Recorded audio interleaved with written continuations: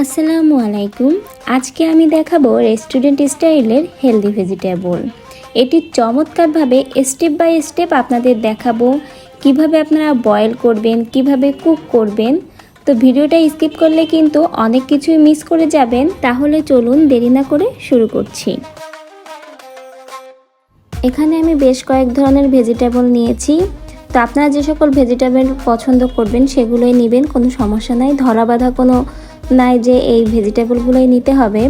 তো ভেজিটেবলগুলো কী সাইজ করে কাটবেন সেটাও আমি বলবো। তার আগে আরেকটা কাজ করে নিন, সেটা হলো ভেজিটেবলগুলো বয়েল করার জন্য আমি একটা কড়াইতে পানি গরম দিয়ে নিব।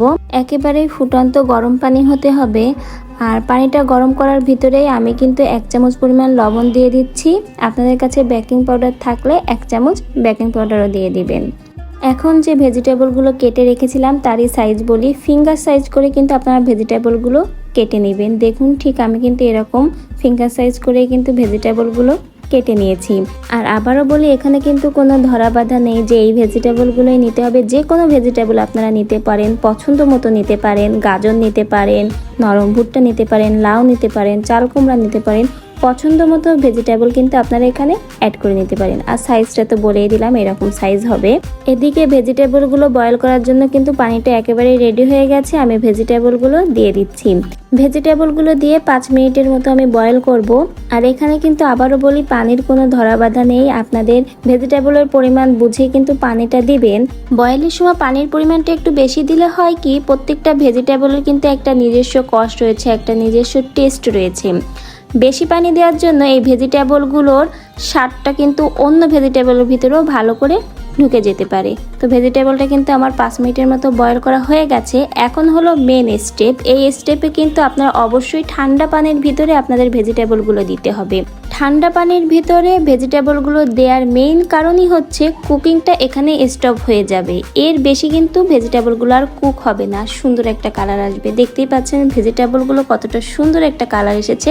হাতের কাছে যদি ফ্রিজে রাখা ঠান্ডা পানিটা না থাকে, মিনিমাম বাইরের কলের যে ঠান্ডা পানিটা রয়েছে সেটা দিয়ে কিন্তু আপনারা ভেজিটেবলটা ঠান্ডা করে নেবেন।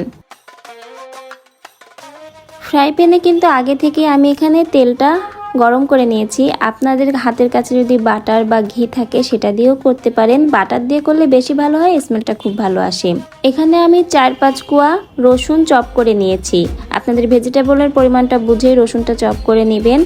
আর রসুনটা কিন্তু একদম হালকা বাদামি করে ভাজতে হবে। কোনোভাবেই রসুনের এই চপটা কিন্তু পুড়িয়ে ফেলা যাবে না বা অতিরিক্ত ভেজেও ফেলা যাবে না। হালকা একটা বাদামি কালার আসা পর্যন্তই রসুনের এই চপগুলো ভাজতে হবে। আর রসুনের চপগুলো ভাজার পরে কিন্তু চুলার হিটটা বাড়াবেন না, একেবারে লোতেই রাখবেন। আর লোতে রাখা অবস্থায় কিন্তু ভেজিটেবলগুলো দিতে হবে। তো দেখুন আমি এর থেকে বেশি কিন্তু আর রসুনের চপগুলো ভাজবো না। এখন আমি ভেজিটেবলগুলো অ্যাড করে দিব। আর ভেজিটেবল অ্যাড করে দিয়ে কিন্তু ভালো করে মিশিয়ে নিব। ভেজিটেবলগুলোর গায়ে যে হালকা একটা পানি পানি ভাব রয়েছে, যেহেতু ঠান্ডা পানির ভিতরে দেওয়া ছিল, তো এই পানি ভাবটা কিন্তু টানিয়ে নিতে হবে। আর তারপরেই কিন্তু এর ভিতরে আর তেমন কিছু অ্যাড করব না। স্বাদের জন্য কিন্তু লবণ অ্যাড করব। লবণটা আপনারা বুঝেই অ্যাড করবেন, কারণ সবজিতে বয়েল করার সময় কিন্তু লবণ দেওয়া হয়েছিল, সেটা বুঝেই কিন্তু এখানে লবণটা অ্যাড করে নেবেন। আর দিব কালো গোলমরিচের গুঁড়া। ব্যাস, এই মশলা দিয়েই কিন্তু হোটেল স্টাইলের হেলদি ভেজিটেবল রেডি হয়ে যাবে। কালো গোলমরিচের গুঁড়াটা দিয়ে ভেজিটেবলগুলোর সাথে একটু মিশিয়ে নিচ্ছি। চুলার হিটটা কিন্তু এখনও লোতেই রয়েছে। আর এই লো হিটে রেখে আমি এখন 2-3 মিনিটের মতো একটু ঢাকনা দিব, কারণ মাত্রই কালো গোলমরিচের গুঁড়াটা দিলাম, যাতে এই কালো গোলমরিচের ঘ্রাণটা খুব ভালোভাবে ভেজিটেবলের ভিতর যায়। তো যখন আমি ঢাকনাটা উঠিয়েছিলাম, মাশাআল্লাহ এত সুন্দর একটা ঘ্রাণ এসে নাকে ধাক্কা দিয়েছিল, কি আর বলবো। আপনারা তো পাচ্ছেন না, আমি পাচ্ছি, সেক্ষেত্রে আমি আপনাদের সাথে শেয়ার করলাম। তো আমার কিন্তু ভেজিটেবলটা একেবারেই রেডি হয়ে গেছে। এখন আমি একটু চেক করে নিচ্ছি যে ভেজিটেবলটা কেমন হলো। মাশাআল্লাহ একেবারেই কিন্তু অসাধারণ হয়েছিল। যেমনটা কুক করতে চেয়েছিলাম তেমনই হয়েছে। খুব সুন্দরভাবে কিন্তু ভেজিটেবলগুলো বয়েলও হয়েছে।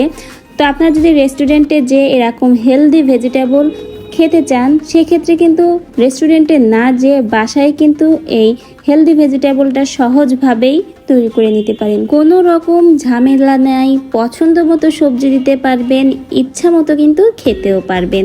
তো আশা করি আমার আজকের এই রেস্টুরেন্ট স্টাইলের হেলদি ভেজিটেবল রেসিপিটা সকলের কাছে অনেক ভালো লেগেছে। এরকম ইন্টারেস্টিং ভিডিওগুলো দেখতে চাইলে অবশ্যই আমার চ্যানেলের সাথে থাকতে হবে, আমাকে সাপোর্ট করতে হবে, আর আমার জন্য বেশি বেশি করে দোয়া করতে হবে যাতে এরকম আরও ইন্টারেস্টিং ভিডিও আপনাদের সাথে শেয়ার করতে পারি। তো আজকের ভিডিও থেকে আমি এখানেই বিদায় নিব। সবাই অনেক অনেক ভালো থাকবেন, সবার জন্য অনেক অনেক দোয়া রইল। আল্লাহ হাফেজ।